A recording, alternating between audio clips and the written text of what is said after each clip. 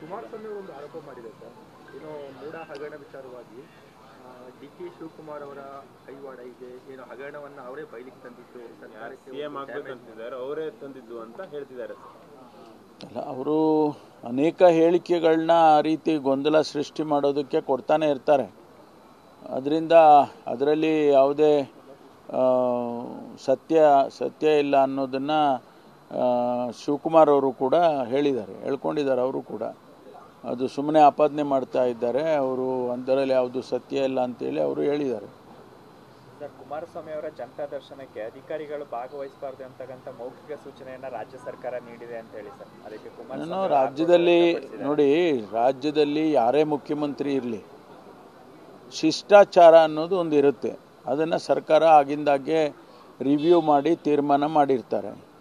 ಆ ಶಿಷ್ಟಾಚಾರ ಉಲ್ಲಂಘನೆ ಆಗದ ಹಾಗೆ ನೋಡ್ಕೊಳ್ಳಿ ಅಂತೇಳಿ ಸೂಚನೆ ಕೊಟ್ಟಿರ್ತಾರೆ ಅಷ್ಟೇ.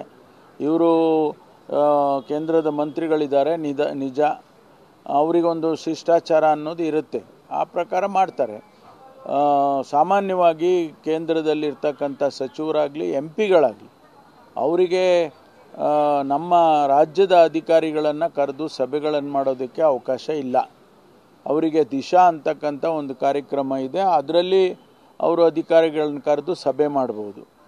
ನಾವು ಮಾಡ್ತಕ್ಕಂಥ ರಾಜ್ಯ ಸರ್ಕಾರದ ಮಂತ್ರಿಗಳಾಗಲಿ ಅಧಿಕಾರಿಗಳಾಗಲಿ ಮಾಡುವಂಥ ಸಭೆಗಳಿಗೆ ಅವ್ರು ಭಾಗವಹಿಸ್ಬೋದು. ಆದರೆ ಅವರೇ ಸಭೆಗಳನ್ನ ಕರೆದು ರಿವ್ಯೂ ಮಾಡೋದಕ್ಕೆ ಅವಕಾಶ ಇಲ್ಲ. ಅದು ಎಲ್ಲರಿಗೂ ಅವ್ರಿಗೂ ಗೊತ್ತಿದೆ. ಅವರು ಮುಖ್ಯಮಂತ್ರಿಗಳಾಗಿದ್ದಾಗಲೂ ಅದೇ ಮಾಡಿದ್ದಾರೆ, ಬೇರೊಬ್ಬರು ಮುಖ್ಯಮಂತ್ರಿಗಳಾದಾಗಲೂ ಅದೇ ಮಾಡಿದ್ದಾರೆ. ಅದೇನು ಹೊಸದಾಗಿ ಏನು ಮಾಡಿರೋ ಅಂಥದ್ದಲ್ಲ. ಸುರೇಶ್ ಅವರು ಮಾಡಿದ್ರು, ಆದರೆ ನನಗೆ ಬೇರೆ ಈ ವಿಚಾರ. ಸುರೇಶ್ ಅವರು ಯಾರೋ 4 ಜನ ಅಧಿಕಾರಿಗಳು ಹೋಗಿರ್ಬೋದು ಕರೆದಾಗ, ಆದರೆ ಸಭೆ ಮಾಡಿ ರಿವ್ಯೂ ಮಾಡೋದಕ್ಕೆ ಅವ್ರಿಗೂ ಅವಕಾಶ ಇರಲಿಲ್ಲ. ಅವರು ಯಾವತ್ತೂ ಕೂಡ ಸಭೆ ಮಾಡಿ ರಿವ್ಯೂ ಮಾಡಿರುವಂಥ ಮಾಹಿತಿ ನಮ್ಗೆ ಯಾರಿಗೂ ಇಲ್ಲಪ್ಪ. Thank you.